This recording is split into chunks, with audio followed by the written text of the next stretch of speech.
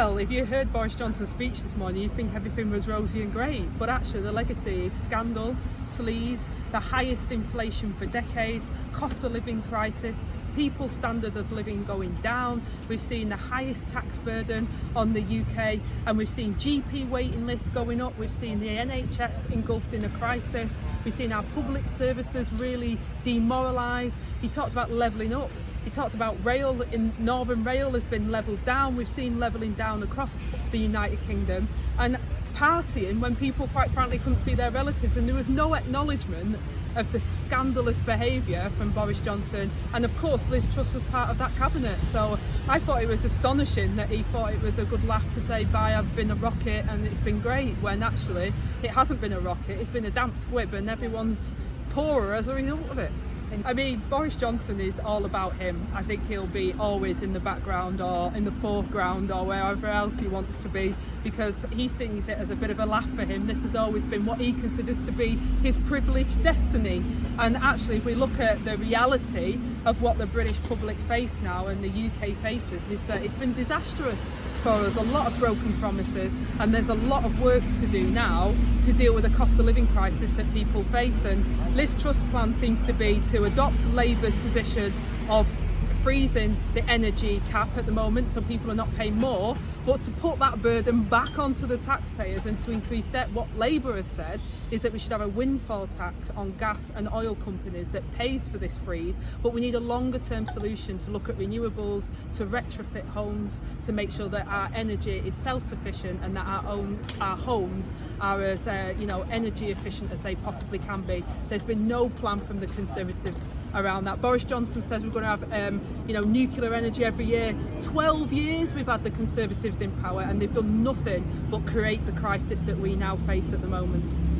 Well, my aspiration is that first of all we don't have the sleaze and the scandal, but of course Liz Truss has propped up the Prime Minister and has voted with the Prime Minister to support, whether it was the Owen Paterson scandal, whether it was the situation that we saw with the £1 billion of wasted contracts that were given out. I want to see a real clear up and make sure that we have standards in public life, the Nolan principles again, but also that we look at what people are facing. And I think that Liz Truss is she's out of touch with what's happening on the ground because of the comments she's made. People are not working hard enough, that it doesn't matter if the rich get richer. When we've seen inequality growing in the UK, we need real help and investment for our UK businesses that are struggling and for our households at the moment, and I want to see her rocket fuel that rather than opposed to these empty sound bites that we've heard from Boris Johnson.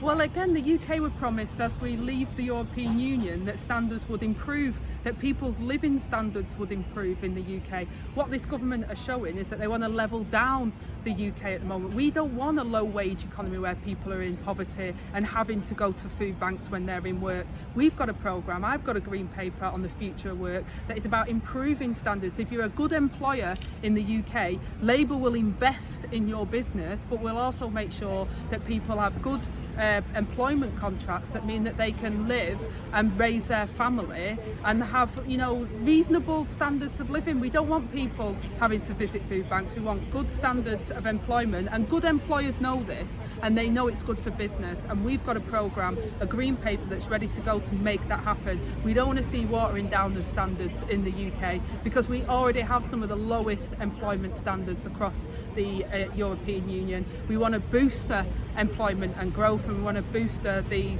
rewards that the people of this country deliver for the economy through their hard work every day.